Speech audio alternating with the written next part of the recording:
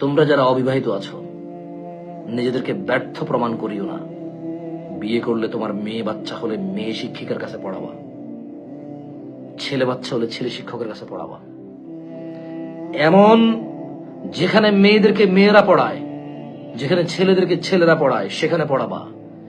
যে বালিকা মাদ্রাসায় শিক্ষক পুরুষ, ওটাকে বালিকা মাদ্রাসা বলবা না। কারণ শিক্ষা জাতির মেরুদণ্ড হলে শিক্ষক ওই মেরুদণ্ডর কারিগর। মেয়েদেরকে যুবতী মেয়েকে যুবক শিক্ষক পড়াবে পুরুষ, সামনাসামনি দাঁড়িয়ে দুষ্টামি করবে, তামাশা হাসি করবে। এরপর আবার ছাত্রী শিক্ষককে ছাড়া বাঁচবে না, চিঠি লিখবে শিক্ষককে।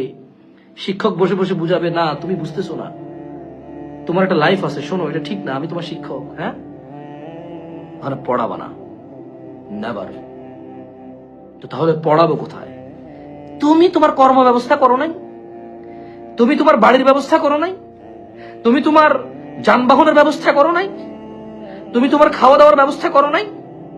তুমি তোমার মেয়ের জন্য ব্যবস্থা করতে হবে। যদি বলো যে আমি পারি না, তাহলে তুমি পারলা না, ব্যবস্থা তো করতে হবে।